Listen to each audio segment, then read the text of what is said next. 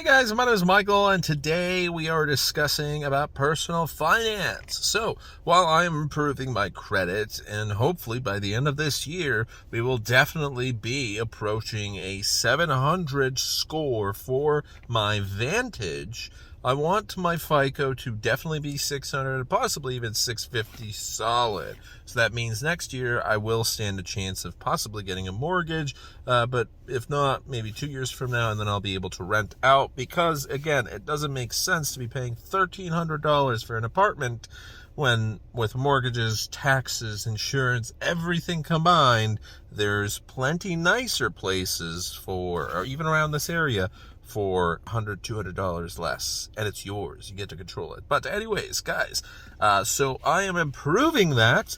I'm going to be saving up money a couple of months from now, because right now I have a lot of bills to pay. It's basically living bill to bill each week.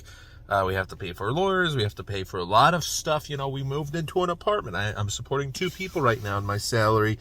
And we moved into an apartment where we didn't have anything. So I had to buy a mattress. I had to buy dishes. We have to buy a trash can because the trash is spilling out each week and doesn't make sense. You know, it's not expensive, but all these little things kind of make up extra money here and there, right? So in a couple months, we'll be able to start a savings account, an emergency fund. Right now, it's going to have to be credit, and it is what it is. But there's one thing we can do, and it's very simple. At work already, I've been introduced to a 401k plan because I finally qualify for it. And in car sales, you don't get much benefits. So the only benefit really is a 401k after you work enough time. So I decided I'm going to put in, there's a 4% matching bonus for my employer. That's free money right there.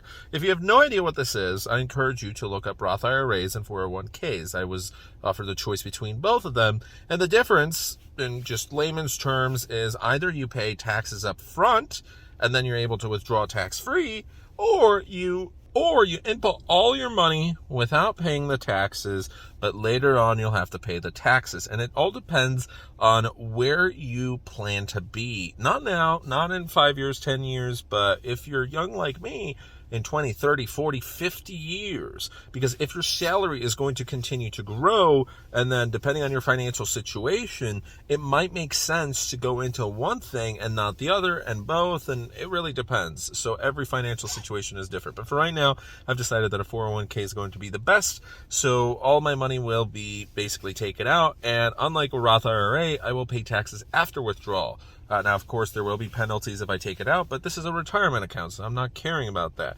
You are able to switch it from employer to employer, and there's various percentages and whatnot.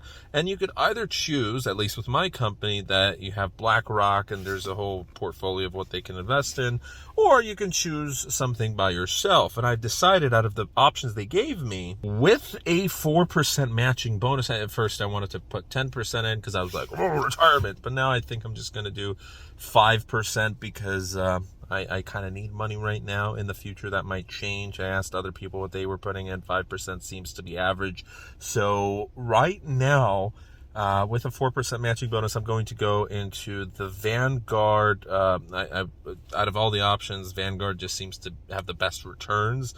There were some that were negative. So the Vanguard 500 Index Admiral Fund shares. Well, it is down for the year to date. It is down for the past 6 months, but it's down 2-3%. And you always have to look at the total year, where it's up 12.5%. There are some funds that have been going down continually for the past couple of years. You don't want that. You want something with a little bit more risk, but hey, it's still stable. There's also target date funds, but you want something that when you're young is going to be a little bit higher risk, so maybe you're able to get 10 to 15% APR. You have more control over it. Let's get started on this 401k. Let's get started saving, and then later in the year we're getting more crypto. Awesome. Anyways, thanks so much for watching today's video. Have a great rest of your day. See you guys as always tomorrow.